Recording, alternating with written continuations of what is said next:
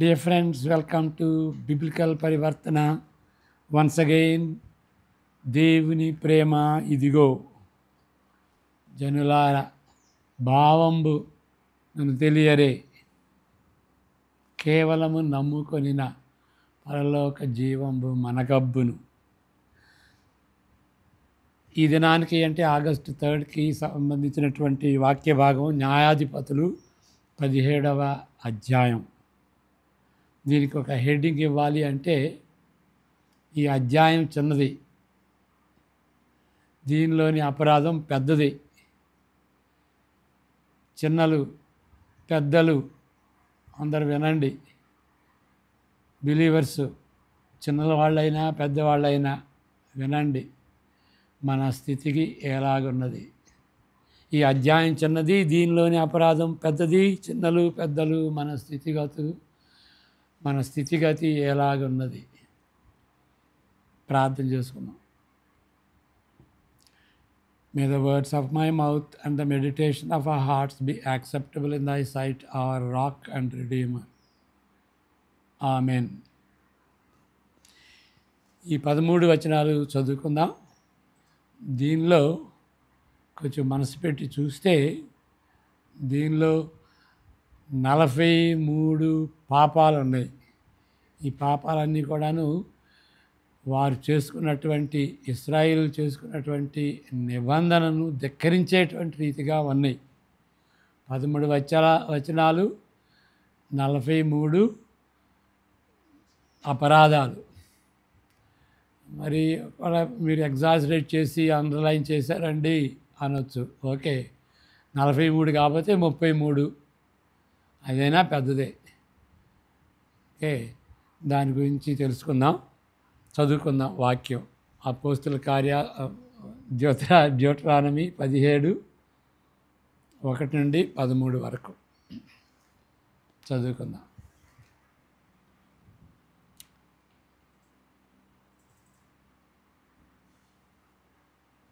యెహోషువ మృతి నొందిన తరువాత ఇశ్రాయేలీయులు కనానీయులతో యుద్ధము చేయుటకు తమలో ఎవరు ముందుగా వారి మీదకి పోవలసినదని యెహోవా తెలియజేయనట్లు ప్రార్థన చేయగా, యెహోవా దేశమును యోధా వంశస్థులకు ఇచ్చున్నాను, వారు పోవలనని సెలవిచ్చను.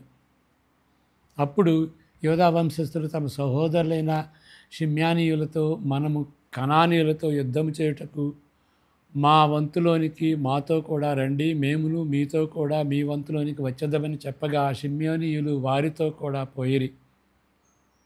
కనానీయుల మీదకి యోధా వంశస్థులు పోయినప్పుడు యెహోవా కనానీయులను పెరిజేయులను వారికి అప్పగించను కనుక వారు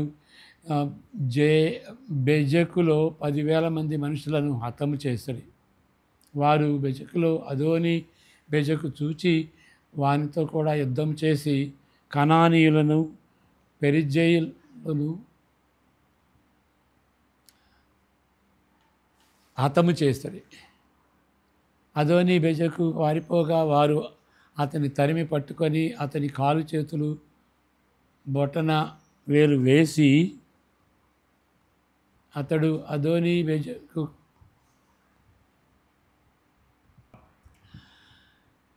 1వ వచనం నుండి 13 చివరి వరకు చదువుకుందాం. మీకా అనునొకడు ఎఫ్రాయిమీయుల మన్యదేశంలో నుండెను. అతడు తన తల్లిని చూచి, నీ యొద్ద నుండి తీసుకునిన రోకలు అనగా నీవు ప్రమాణం చేసి నా వినికిడిలో మాటలాడిన ఆ 1,100 వెండి రోకలు నా యొద్దనున్నవి, ఇదిగో నేను వాటిని తీసుకుని అంటినని ఆమెతో చెప్పగా, అతని తల్లి, నా కుమారుడు యెహోవా చేత ఆశీర్వదింపబడును గాక అనెను. అతడు ఆ 1,100 రోకలను తన తల్లికి మరలా నీయగా, ఆమె పోత విగ్రహము చేయించుటకై నా కుమారుని చేత తీసుకునిన ఈ రోకలను నేను యెహోవాకు ప్రతిష్ఠించుతున్నాను, నీకు మరలా అది ఇచ్చేదనెను. అతడు ఆ రోకలను తన తల్లికి ఇయ్యగా, ఆమె వాటిలో 200 పట్టుకొని కంసాలికి అప్పగించాడు. అతడు వాటిలో చెక్కబడిన ప్రతిమా స్వరూపమైన పూత విగ్రహమును చేయగా అది మీకా ఇంట ఉంచబడింది. మీకా అను ఆ మనుషునికి దేశమందిరం ఒకటి ఉండెను. మరియు అతడు ఏఫోదును గృహదేవతలను చేయించి తన కుమారులలో ఒకరిని ప్రతిష్ఠింపగా అతనికి యాజకుడాయను. ఆ దినములలో ఇశ్రాయేలీయులకు రాజు లేడు. ప్రతివాడును తన ఇష్టానుపూర్వకంగా ప్రవర్తించుచూ వచ్చెను. యూదా బెత్లెహేములో నుండి వచ్చిన యూదా వంశస్థుడైన ఒక యవ్వనుడుండెను. అతడు లేవీయుడు. అతడు అక్కడ నివసించెను. ఆ మనుష్యుడు తనకు స్థలము దొరికిన చోట నివసింపవలనని యూదా బెత్లెహేము నుండి బయలుదేరి ప్రయాణము చేయుచు ఎఫ్రాయిమీయుల మన్యదేశమునున్న మీకా ఇంటికి వచ్చెను.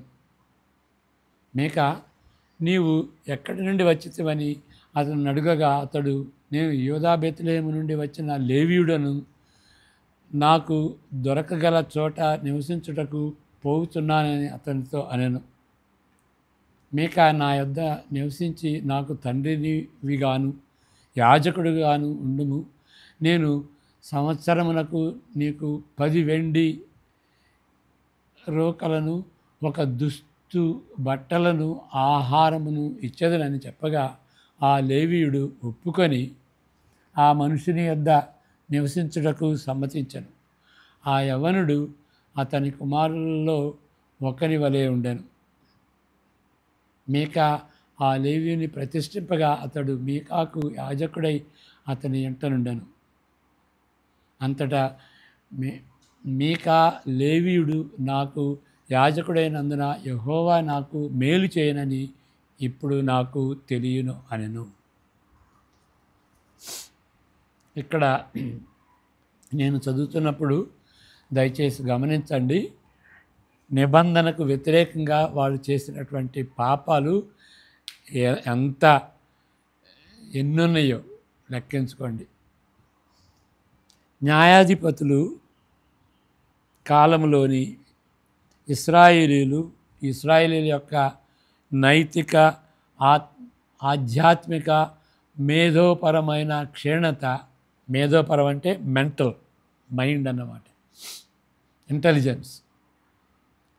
ఇప్పుడు ఈ అధ్యాయం వచ్చేటప్పటికి లెక్కలేనంతగా పెరిగిపోతున్నది.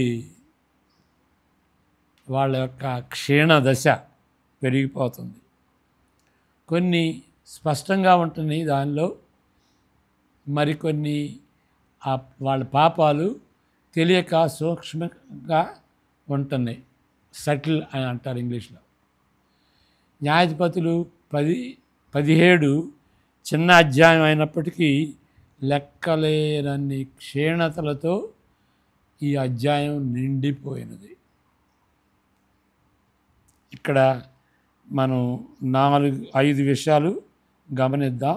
ఈ 5 విషయాల్లో కూడాను ఎన్ని ఉన్నాయో పాపాలు గమనించండి. మీకా అనే ఒక ఎదిగిన వ్యక్తి తన తల్లి 1100 వెండి రోకలు, షెకిల్స్ అంటారు, వెండి రోకల్ని దొంగిలించినట్టుగా తెలుస్తుంది. దొంగతనం. దీన్ని బట్టి వారి కుటుంబ సంబంధాలు బాగున్నట్లుగా కనిపించదు. ఈ సంఘటన ఒక్కటైనప్పటికీ వాళ్ళ పరిస్థితి బాగున్నట్టుగా లేదు. ఎదిగినటువంటి వాడు తల్లి దగ్గర దొంగతనం చేయటం, 1100 వెండి రోకలు, షెకిల్స్. అతను తన పనిని, అంటే దొంగతనాన్ని తల్లితో చెప్పి ఒప్పుకుంటాడు, రిపెంట్ అవుతాడు. అతని మాటలను బట్టి గమనిస్తే తన తల్లి పట్ల ప్రేమ ఉన్నట్టుగా కనిపించదు. తాను చేసినటువంటిది పాపమని కూడా ఆయన గ్రహించలేదు. అంటే దేవునికి వ్యతిరేకంగా చేసింది పాపం, దేవునికి వ్యతిరేకంగా చేశానని కూడా ఆయన అనుకోలేదు. ఇంకా ఏమనిపిస్తుందంటే ఆయన మూఢనమ్మకంతో కూడిన భయమును బట్టి ఆయన ప్రేరేపించబడ్డాడు. ఏంటి ఎందుకు వచ్చింది భయం? మూఢనమ్మకంతో కలిగినటువంటి భయం. ఎందుకనగా ఆమె తల్లి ఎవరు దొంగిలించారో అప్పటికి తెలియదు కాబట్టి ఆమె శపించింది.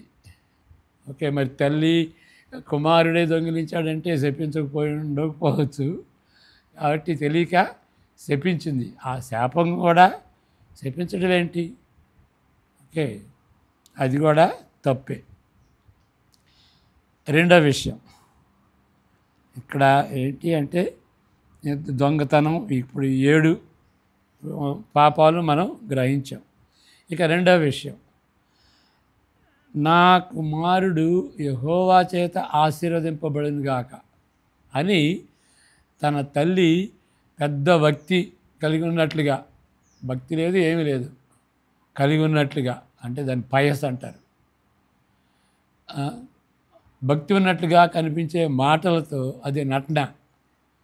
ఆమె స్పందిస్తుంది. ఐగుప్తు నుండి వారిని రక్షించిన దేవుని యొక్క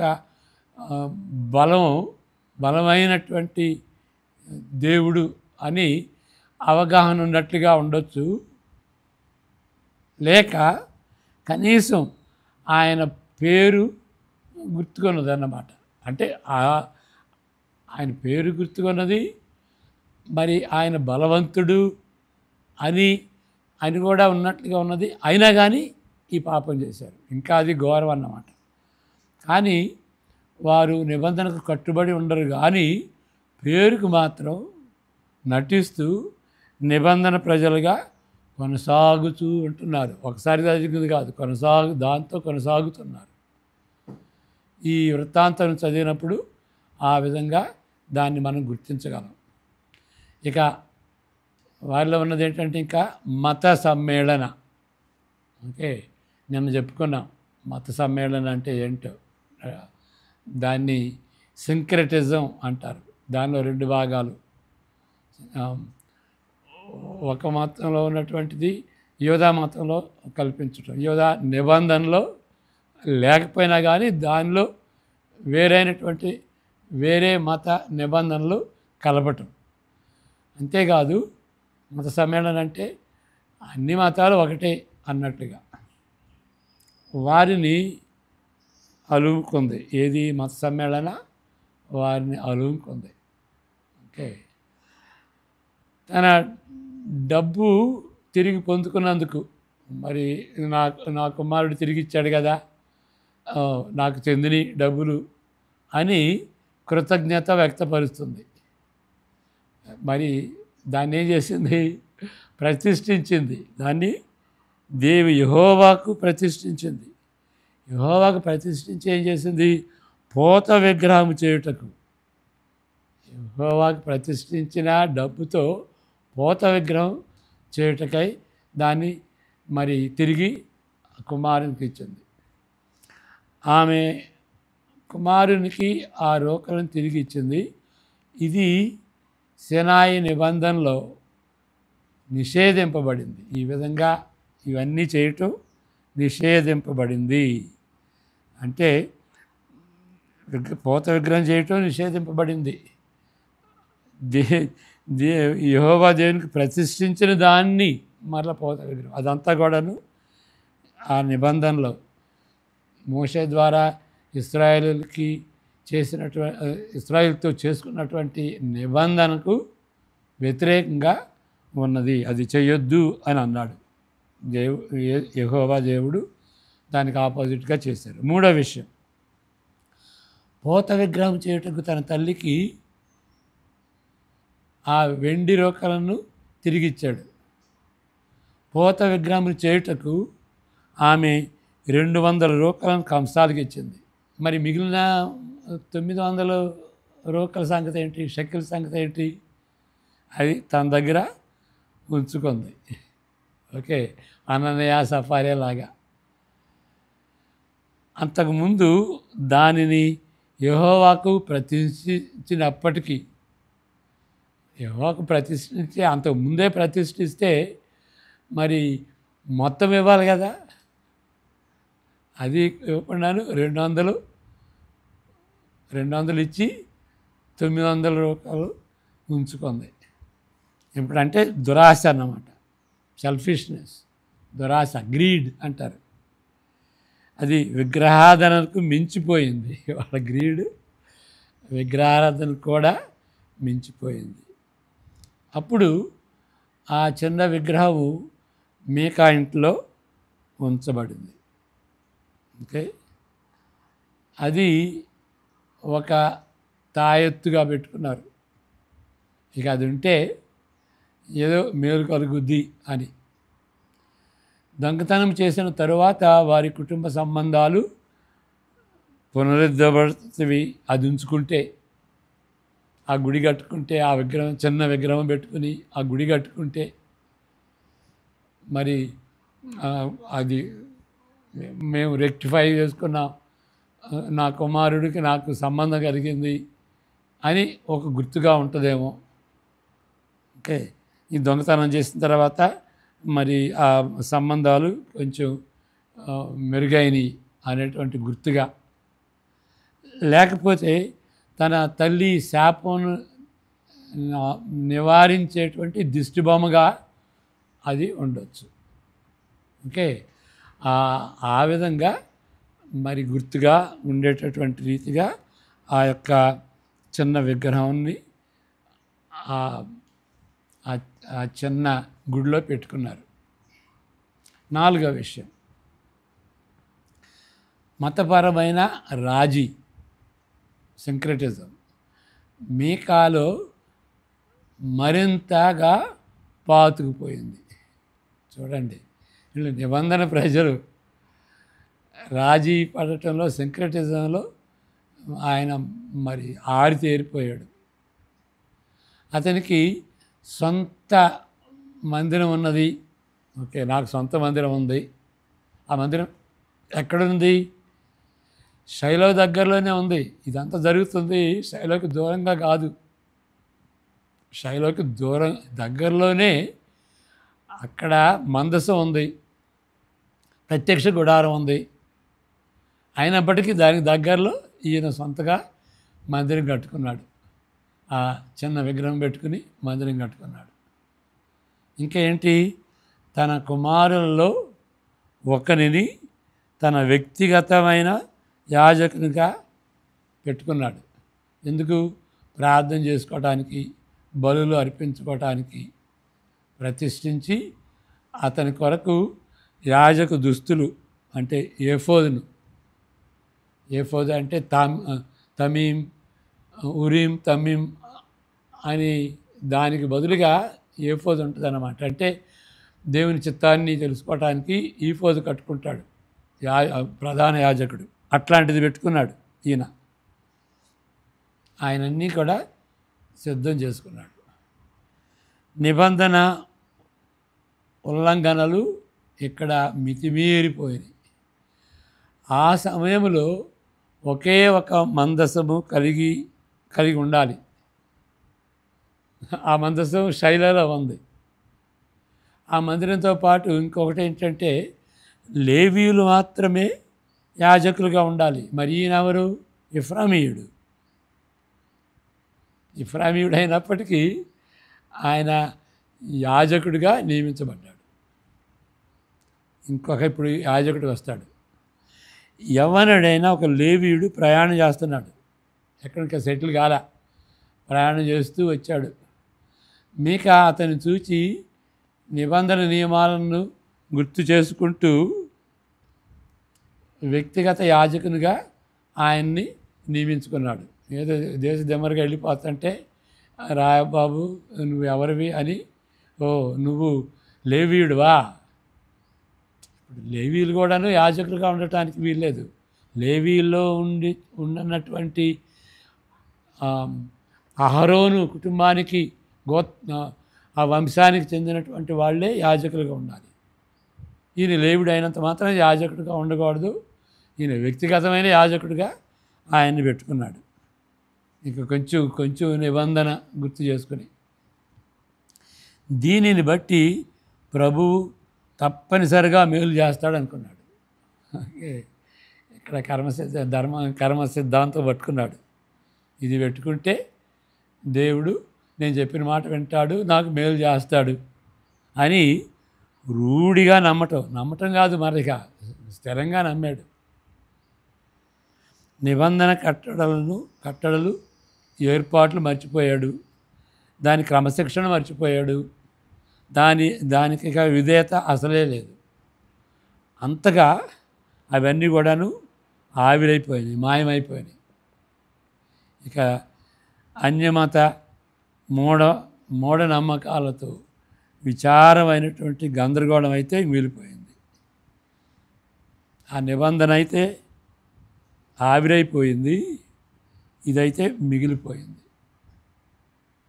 ఇంకా చివరిగా ఆ దినములలో ఇశ్రాయేలుకు రాజు లేడు అని 6వ వచనంలో చదువుకున్నాం కదా. అని మొట్టమొదటిసారిగా ఆ దినములలో ఇశ్రాయేలుకు రాజు లేడు, ప్రతివాడును తన ఇష్టానుసారముగా ప్రవర్తించుచు వచ్చెను. ఇప్పుడు దేవునికి ఇష్టం రాజుగా ఉండాలని, కానీ ఇక్కడ రాజు లేడు అని అంటే వాళ్ళ ఇష్టం చొప్పున దేవుడే రాజుగా ఉండాలి.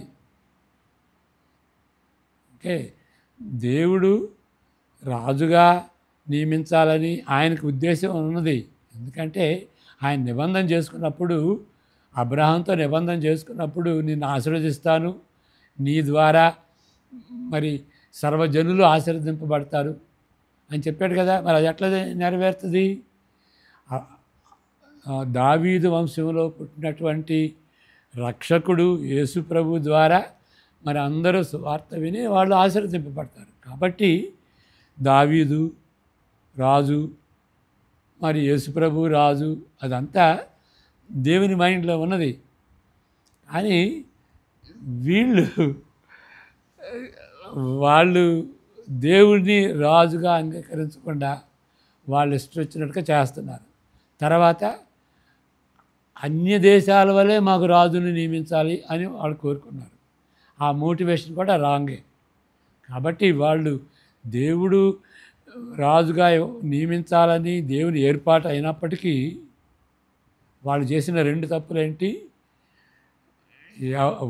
వాళ్ళే రాజులు అయిపోయారు, వాళ్ళు ఇష్టం వచ్చినట్టుగా చేసుకున్నారు. ఇక నిబంధన అంటూ మర్చిపోయారు.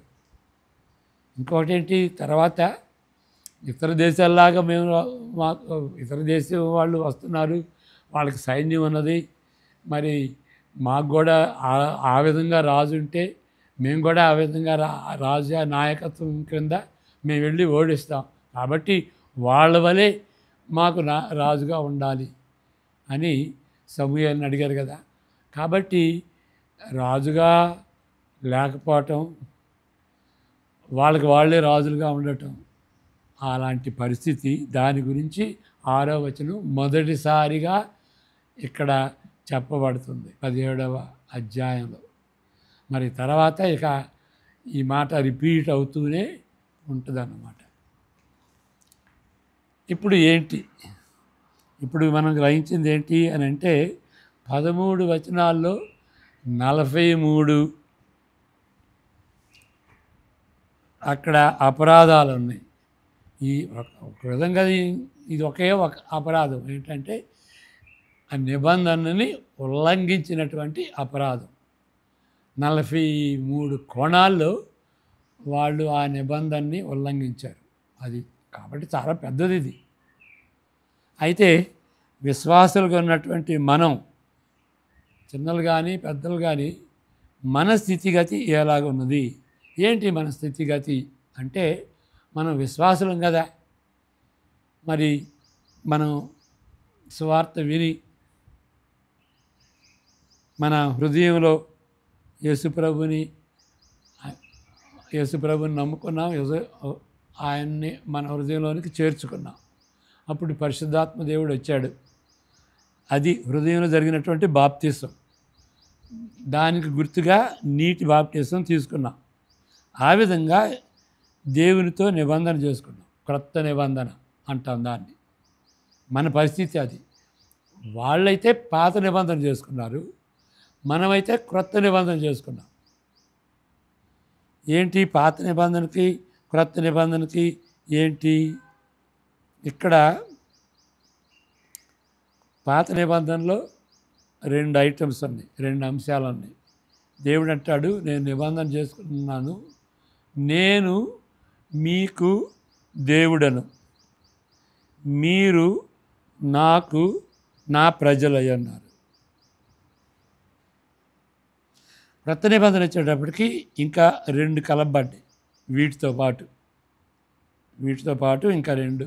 అదేంటంటే మీ పాపములు ఇంకా జ్ఞాపకం చేసుకోను, గుర్తు చేసుకోను. యేసు ప్రభువుని బట్టి గుర్తు చేసుకోను. ఇంకా రెండోది ఏంటంటే నా నా ఆత్మను, పరిశుద్ధాత్మను మీలో ఉంచి మీరు దేవుని వ్యక్తిగతంగా అనుభవిస్తారు.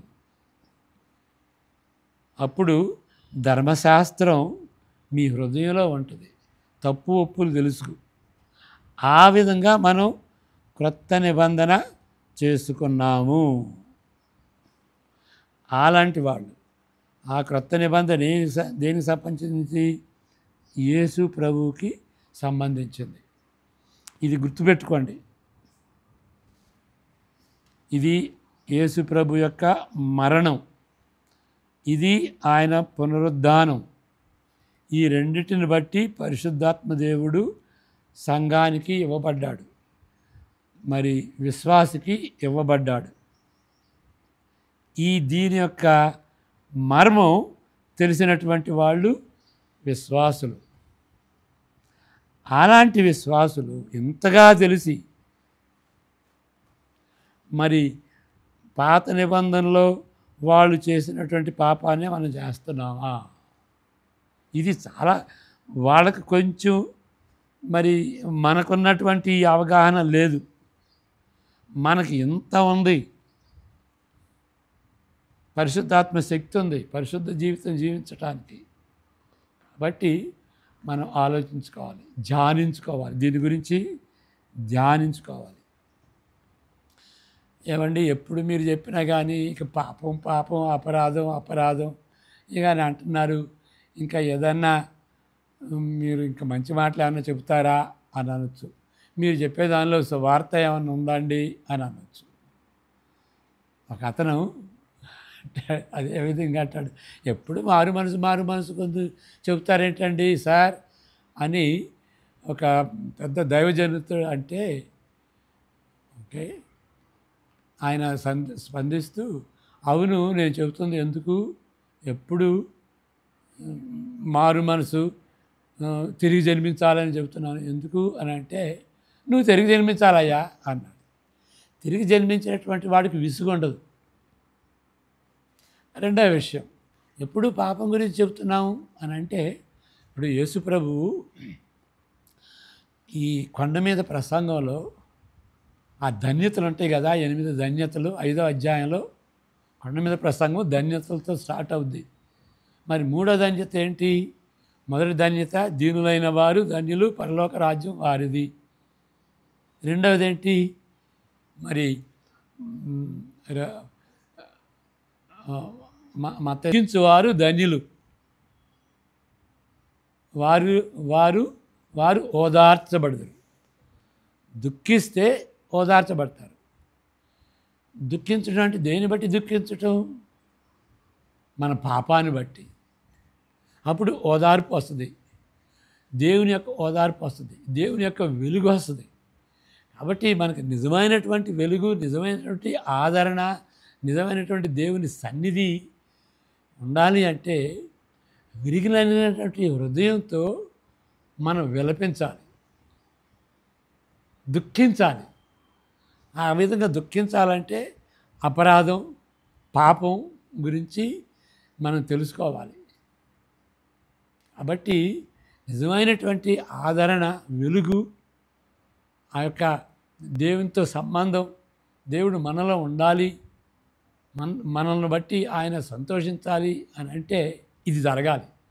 పాపం అనే దాన్ని చెప్పుకోవాలి, పాప శుద్ధి, పాప క్షమాపణ మనం పొందాలి. అప్పుడు మనలో వెలుగు, మనం చక్కగా నిద్రపోవచ్చు, సంతోషంగా లేవచ్చు.